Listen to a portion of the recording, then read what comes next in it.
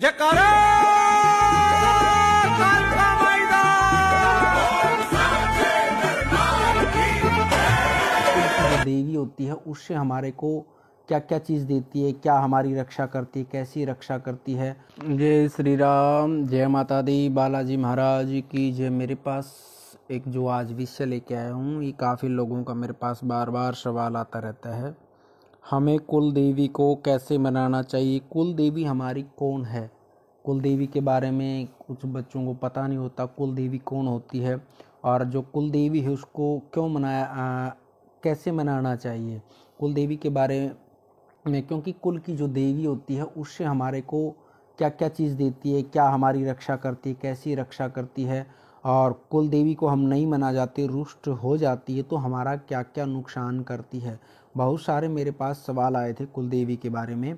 जो आज मैं वीडियो बनाने जा रहा हूँ ये कुल देवी के बारे में वीडियो है। कुल देवी को कैसे प्रसन्न करना चाहिए और यदि कुल देवी रुष्ट होती है तो उसको कैसे मनाया जाता है, और कुल देवी रुष्ट होने के बाद हमारे घर के अंदर कौन से नुकसान होने शुरू हो जाते हैं। इस वीडियो को आप अंत तक ज़रूर देखना और मैं पूरी जानकारी दूंगा आपको। और हमारा बालाजी दरबार लगता है, दरबार संबंधी जानकारियों या फिर यंत्र मंत्र तंत्र पूजा पाठ ज्योतिष संबंधी जानकारी आपको चैनल के माध्यम से मिलती रहती है।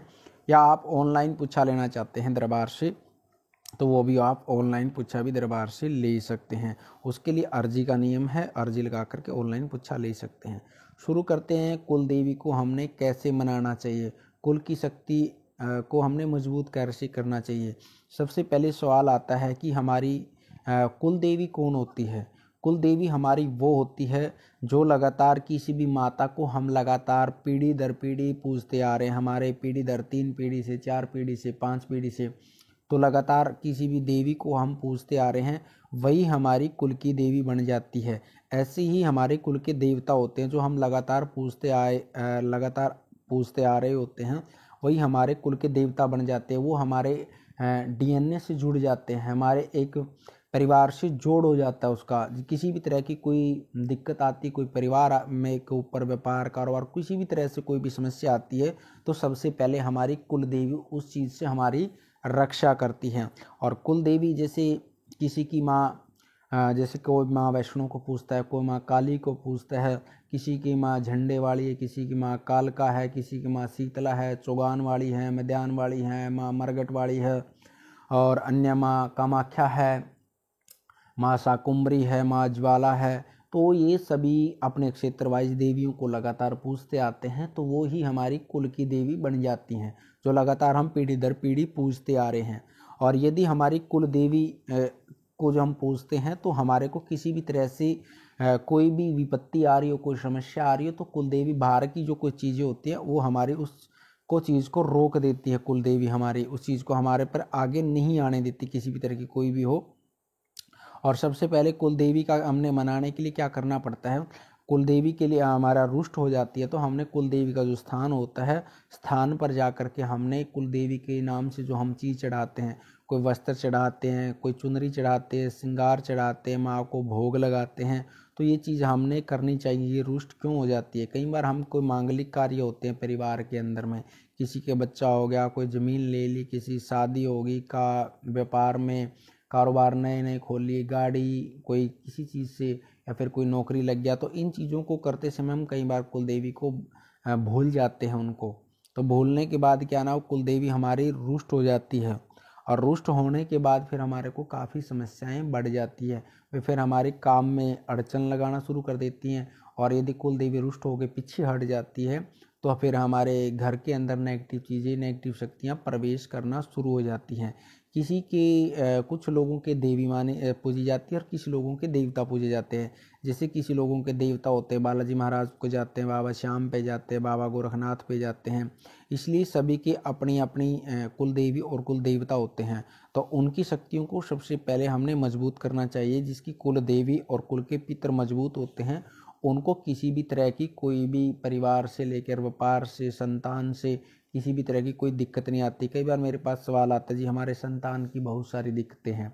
यदि आपके पितर रुष्ट हैं, कुल देवी नाराज है तो आपको संतान में भी दिक्कत आएगी, कारोबार में भी दिक्कत आएगी, परिवार में झगड़े बढ़ेंगे।